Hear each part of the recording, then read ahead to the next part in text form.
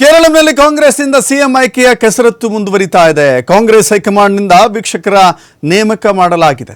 ಮುಕುಲ್ ವಾಸ್ನಿಕ್, ಅಜಯ್ ಮಾಕೇನ್ ಇಬ್ಬರು ವೀಕ್ಷಕರು ನೇಮಕವಾಗಿದ್ದಾರೆ.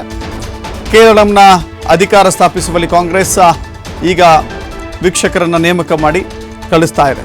ಇವತ್ತು ವೀಕ್ಷಕರು ತ್ರಿವೇಂದ್ರಂ ಅಥವಾ ತಿರುವನಂತಪುರಂಗೆ ಭೇಟಿ ಕೊಡ್ತಾರೆ. ಶಾಸಕಾಂಗ ಪಕ್ಷದ ಸಭೆ ನಡೆಸಿ ಹೈಕಮಾಂಡ್ಗೆ ವರದಿಯನ್ನು ಸಲ್ಲಿಸ್ತಾರೆ. ಇಂದು ಸಂಜೆ ಅಥವಾ ನಾಳೆ ಕಾಂಗ್ರೆಸ್ ಶಾಸಕಾಂಗದ ಪಕ್ಷದ ಸಭೆ ನಡೆಯುತ್ತೆ. ವಿಜಯೋತ್ಸವಕ್ಕೆ ಕ್ಷೇತ್ರಗಳಿಗೆ ತೆರಳಿದ್ದ ಶಾಸಕರು ವಾಪಸ್ಸಾಗಿದ್ದಾರೆ. ದೆಹಲಿಯಲ್ಲಿ ಇರುವಂಥ ಸಿಎಂ ಆಕಾಂಕ್ಷಿ ರಮೇಶ್ ಚೆನ್ನಿತ್ತಲ ನೋಡಿ, ಇಲ್ಲಿ ಮೂವರಿದ್ದಾರೆ ಆಕಾಂಕ್ಷಿಗಳು. ಬಹಳ ಪ್ರಮುಖವಾಗಿ ಅಂತ ಹೇಳಿದರೆ ಕೆ.ಸಿ. ವೇಣುಗೋಪಾಲ್ ಮುಂಚೂಣಿಯಲ್ಲಿದ್ದಾರೆ.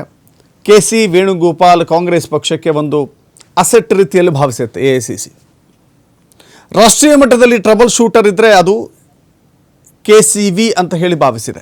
ಯಾವುದೇ ರಾಜ್ಯದಲ್ಲಿ ಏನೇ ಸಮಸ್ಯೆ ಬಂದರೂ, ಕರ್ನಾಟಕವೂ ಸೇರಿದಂತೆ ಯಾವುದೇ ರಾಜ್ಯದಲ್ಲಿ ಏನೇ ಸಮಸ್ಯೆ ಬಂದರೂ ಅದಕ್ಕೆ ಟ್ರಬಲ್ ಶೂಟರ್ ಆಗಿ ನಿಲ್ಲುವಂಥವರು ಕೆ.ಸಿ. ವೇಣುಗೋಪಾಲ್.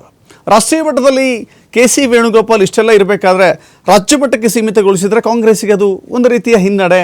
ಕಳಿಸ್ಬೇಕೋ ಬೇಡವೋ ಅಂತ ಹೇಳಿ ಚರ್ಚೆಯಲ್ಲಿದ್ದಾರೆ. ಮತ್ತೊಂದು ಕಡೆ ಸತೀಶನ್ ಕೂಡ ಬಹಳ ದೊಡ್ಡ ಮಟ್ಟದ ಪ್ರಯತ್ನವನ್ನು ಮಾಡ್ತಾ ಇದ್ದಾರೆ. ಮುಖ್ಯಮಂತ್ರಿ ಗಾದಿಗೆ ಏರುವ ಪ್ರಯತ್ನದಲ್ಲಿ ಇದ್ದಾರೆ. ಇನ್ನೊಂದು ಕಡೆ ರಮೇಶ್ ಚೆನ್ನಿತ್ತಲ ಅವರು ಕೂಡ ಆಕಾಂಕ್ಷಿಯಾಗಿದ್ದಾರೆ. ಮುಖ್ಯಮಂತ್ರಿಯ ಹುದ್ದೆ ರೇಸ್ನಲ್ಲಿದ್ದಾರೆ. ಇದೆಲ್ಲವನ್ನು ಕೂಡ ಮನಗಂಡಂಥ ಕಾಂಗ್ರೆಸ್ ಈಗ ಇಬ್ಬರ ವೀಕ್ಷಕರನ್ನು ನೇಮಕ ಮಾಡಲಾಗಿದೆ.